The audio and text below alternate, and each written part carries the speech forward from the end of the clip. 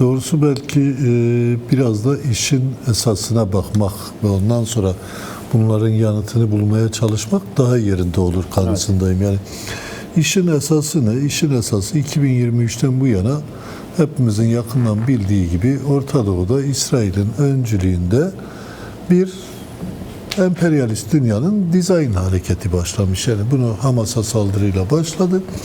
Lübnan'da Hizbullah'a dönük saldırılarla devam etti. İşte daha sonra geçtiğimiz yıl Haziran ayında İran bu kez bir bütün olarak 12 gün süren savaşla bir kıskaca alındı.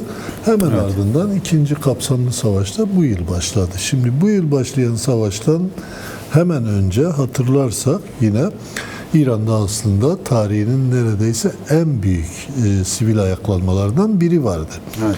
Yani ülkedeki ekonomik krizi gerekçe gösteren milyonlarca insan İran'ın tüm kentlerinde A'dan Z'ye Farsıyla, Kürdüyle, Azerisiyle, Belücisiyle ve diğer milliyetlerden, inançlardan insanlarla ayaktaydı ve hemen o savaş başladığında esas itibariyle o savaşa karar veren de yine ABD ve İsrail ikilisi oldu ve kendi çıkarları temelinde İran'ı çok kısa süre içerisinde dize getireceklerini hesaba kattılar. Yani Trump'ın hesabı da oydu. Çünkü uzayan bir savaş çok ciddi ekonomik krizleri de beraberinde getirirdi.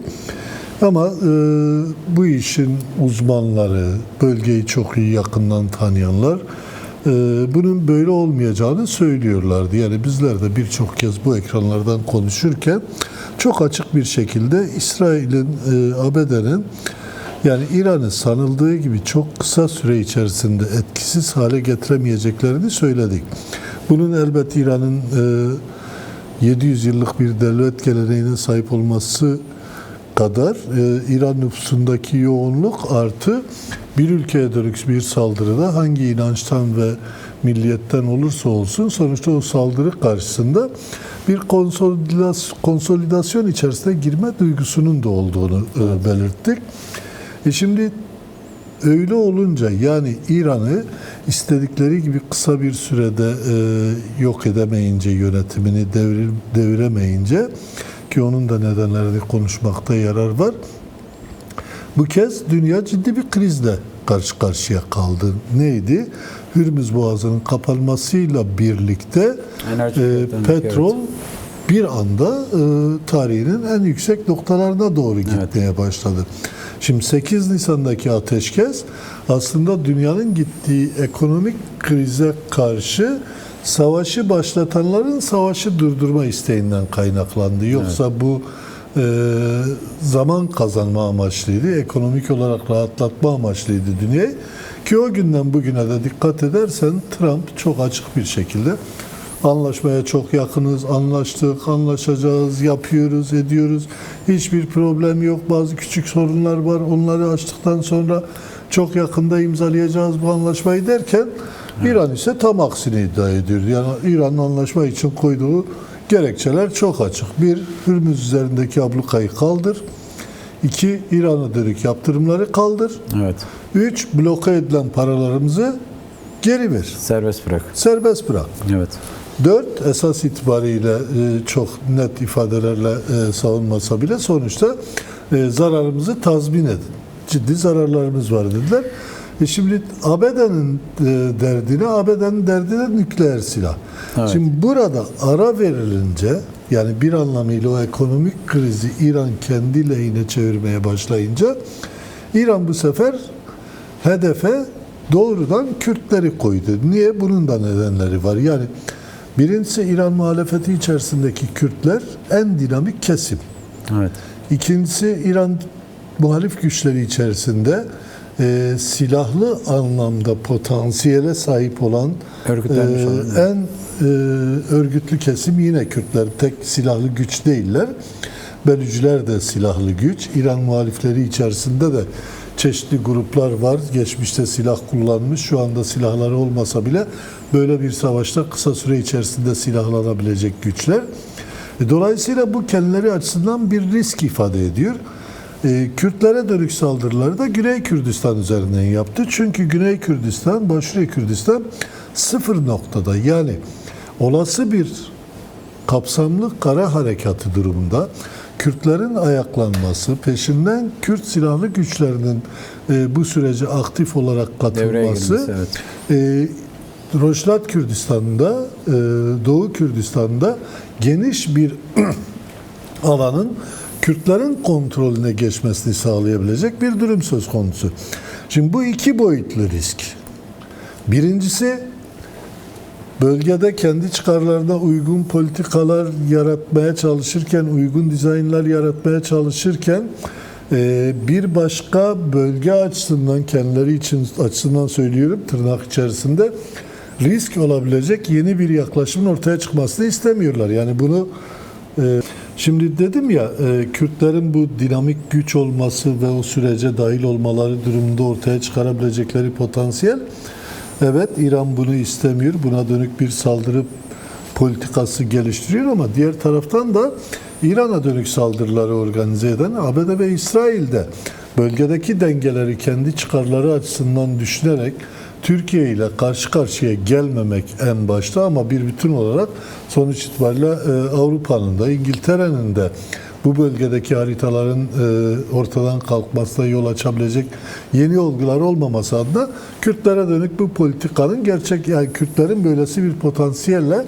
sürecin içerisinde aktif rol almalarını istemedi. Yani açık demek gerekirse Başure Kürdistan'daki gibi ya da Rojava Kürdistan'daki gibi yeni bir Kürt yönetiminin Rojlat Kürdistan'da çıkmasını kendi çıkarlarında görmediler. Niye görmediler? Bunu Tombarak çok açık bir şekilde ifade etti. Yani mevcut sınırlar içerisinde her ülkeyi yönetecek bir yeni monarşik yönetim ya da diktatöryal bir yönetim. Evet. Yani bizim arzumuz bu. Örnek olarak da Orta Doğu için örnek Kürtler, olarak. Rojlat'ta bir siyasi birlik de oluşturdular. 6 siyasi parti bir araya geldiler ve bu okumayı çok iyi yaptılar. Dolayısıyla bu okumayı yaparken de birçok kez açıkça ilan ettiler. Biz kimsenin askeri olmayacağız. Değiliz, sonuç itibarıyla bizim derdimiz İran'da demokratik bir yönetim oluşmasını sağlamak ve Rojlat Kürdistan'ı başta olmak üzere tüm İran halklarının kendilerini özgürce yönetebilecekleri yeni statüler üzerinden yeni bir İran'ı inşa etmektir. Yani tüm İran halklarıyla bunu birlikte yapabilecek potansiyele sahibiz dediler. Şimdi bu ikisi, yani hem İran'ın bakış açısı hem ABD ve İsrail'in kendi çıkarları üzerinden kurdukları yaklaşımın ortaya çıkardığı sonuç bir anlamda Kürtleri yeniden hedef haline getirdi. Evet. Şimdi mesela Batı'nın bir bütün olarak dillendirdiği temel politikalardan biri neydi? İran yayılmacı bir siyaset izliyor. Peki yayılmacı siyaseti kimlerle izliyor? Suriye'de çok ciddi milis güçleri vardı. Evet. Ve en nihayetinde önceki yıl Suriye'de rejimin devrilmesiyle birlikte o güçler büyük bir darbe yedi. Evet. Hamas, İran'ın önemli desteklediği önemli güçlerden biriydi. Çok ciddi darbeler yedi. Hizbullah hakeza benzeri bir durumdaydı. Evet. Lübnan'da çok ciddi darbeler yedi. Peki Irak'ta Husiler de var aynı zamanda. Husiler var. Onlarla savaş hala sürüyor ama diğer taraftan Irak'ta en önemli güçlerden biri Haçlı Şabi'ydi. Evet. Haçlı Şabi'nin şu anda ayrılmalar filan yaşanıyor ama en önemli güçler, Haçlı Şabi içerisindeki en güçlü yapılar, fraksiyonlar bir bütün olarak İran denetiminde. Yani deyim yerindeyse İran'ın bölgedeki en önemli milis güçlerinden biridir Haçlı Şabi aynı zamanda. Ve buna dönük hiçbir şey yaşanmadı. Yani deyim yerindeyse Haçlı Şabi olduğu gibi mesela başlangıçta Haçlı Şabi'ye dönük de büyük bir operasyon başlatılacağı söyleniliyordu. Evet. Ama bu İran Savaşı devam ederken Irak'ta da yeni bir cephe açmanın çok ciddi zorlukları beraberinde getirdiğini, bölgeye yayılacak büyük bir savaşı önlemenin mümkün olmadığını, salt Kürtlere dönük değil yani. İşte diğer Arap devletlerine petrol zengini şeyhlerin, monarşilerin yönettiği Arap devletlerinde dönük riskleri ortaya çıkarıyordu. Tüm bunlar nedeniyle Haçlı Şabi'ye göz yumdular. İran ne yaptı?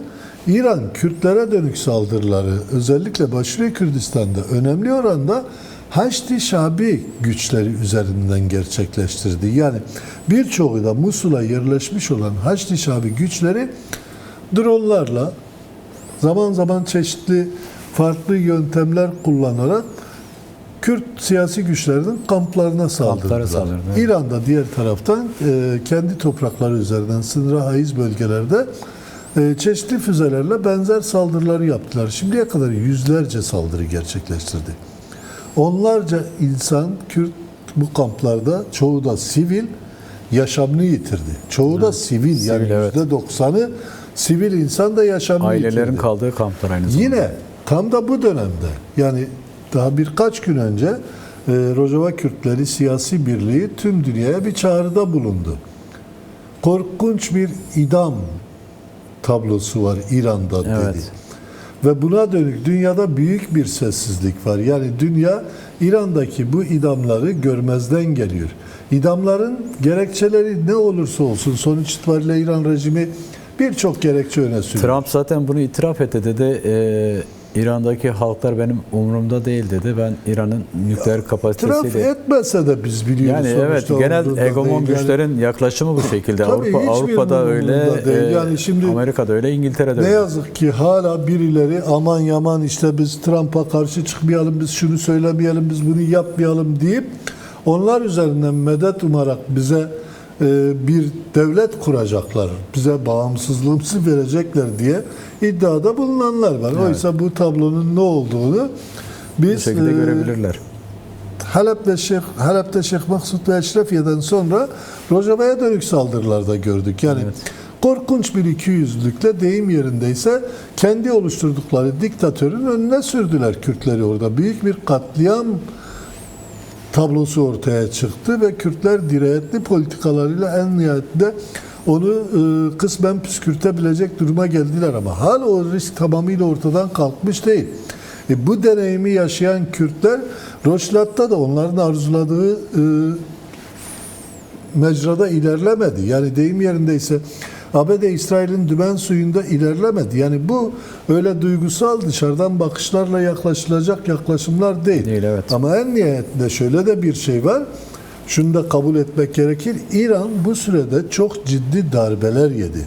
Şimdi bundan sonrası için belki en fazla üzerinde durulması gereken noktalardan biri, Kürtler hala dinamik bir güç. Saldırı Evet. altında olsalar da en nihayetinde o potansiyel içerisinde kendi geleceklerini garantiye almak için mücadeleyi büyütebilecek, gerektiğinde Kürdistan, Rojava Kürdistan'ı halkını koruyabilecek bir potansiyele sahip. Ama diğer taraftan da dünyanın içerisine girdiği yeni ekonomik dengeler, emperyalist güçlerin kendi aralarındaki çıkar çatışmalarının ortaya çıkardığı Paylaşım, sonuçlar evet. bir bütün olarak orada bir anlamda İran'a dönük saldırıları zamana yayan bir noktaya getirdi. Yani yoksa müzakereden söz ediyoruz. 2 aydır, neredeyse 8 Nisan'dan bu yana 2 aya yakın bir zaman geçti. Müzakerede bir adım ilerleme yok. Herkes başlangıçtaki noktasında. Aynen, evet. Dolaylı görüşmeler yapıyorlar aracılar üzerinden. Hiçbir adım yok. Ama bakarsan Trump'a göre her şey yolunda. Çünkü ekonomiyi kontrol altında, kendi çıkarlarını kontrol altında tutmak zorunda. Ciddi de bir Trump karşıtlığı gelişmiş ABD'de bile. Evet. Yani düşün, haberlere çıktı, 250. yılda ABD kutluyor. Bu kutlamayı Trump'ın şirketi organize ediyor. Onun kurduğu bir şirket üzerinden Beyaz Saray üzerinden bir kutlama gerçekleşecek. O kutlamaya davet edilen hiçbir sanatçı çıkmayınca Trump çıktı. Klasik bildiğimiz şeyi kendi sosyal medya hesabı üzerinden yazdı. Sanatçılar zaten hiçbirinin bir kıymet harbiyesi yok. Oraya insanlar beni görmeye geliyor. Evet. O sanatçıların çıkmamasının bir anlamı yok dedi. İptal edin dedi bu kutlamaları. Başka kutlamalar yapalım. Ben miting yapacağım dedi. Zaten halk beni bekliyor. Benim konuşmamı bekliyor. Evet. Sanatçılar olsa ne olur, olmasa ne olur? Durumu, Şimdi gerçek de durumu onu manipüle etmeye zorda bırakan bir şey. Kasım ayında seçim var. Zorda bırakan bir şey ama en nihayetinde bunu da zamana yayarak kotarma arayışında ve o zamana yayarken İran gibi ceberrut bir rejimde, saldırgan bir rejimde intikamını halklardan alıyor. Yani sadece Kürtleri dedik ama onu diyerek de bitireyim. Önemli, sadece Kürtlere dönük bir idam politikası, saldırı yok. İran'da muhaliflere dönük korkunç bir kıyım var. Evet. Roşilat Kürdistan'ından İran'ın diğer tüm kentlerine kadar, Azerilerde de, Farslarda da, Belucilerde de aklınıza gelebilecek tüm halklarda korkunç bir kıyım var. Yani yüzlerce insan kayıp, şu anda bilinmiyor, kaçırılmışlar. Arananlar evlerinde infaz ediliyorlar ve Peki, dünya oturmuş bunu seyrediyor. Olduğu inancında değilim. Çünkü Evet. sonuç itibariyle o bölgelerde gerillaların hangi alanda bulundukları, Bilmiyorum. ilerlemelerini nasıl sağladıkları konusunda bir ön yaklaşım var. Ve gerillalarda sonuçta özellikle Bakü'ye Kürdistan savunmasında yer alan gerillalar PJAK dışındaki diğer Evet. siyasi yapılanmalar içerisindeki gerilla veya peşmergeler sonuç itibariyle o bölgelerde savaşın bir doğrudan tarafı da değiller. Ama Evet. buna rağmen gerillaların geçiş noktasında bir pusu kurup eğer bir gerillaya dönük bir saldırı gerçekleşiyorsa bu planlı bir saldırıdır. Provokasyon mudur? Bu provokatif bir saldırıdır ki zaten HPG açıklamasında da buna dikkat çekiliyor. Yani bir anlamıyla bu yaklaşımlar devam ederse Yeniden tutumlarının değerlendir- gözden geçirileceğini geçirileceğini. çok açık bir dille ifade ediyorlar. Yani şimdi böyle bir tablo içerisinde İran o saldırıyı gerçekleşirken o bölgede bir bütün olarak Kürtlere dönük politikadan bağımsız davranmıyor. Şu da Peki. çok net. Yani sonuç itibariyle sömürgeci Yemen devletlerin tamamı bir biçimiyle mesele Kürtler olunca Kürtlerin hiçbirini birbirinden ayırmıyor. Hepsini tek kefeye koyup onun üzerinden bir düşmanlık Peki. geliştirebiliyorlar. İran rejimi de böylesi bir yaklaşım geliştiriyor.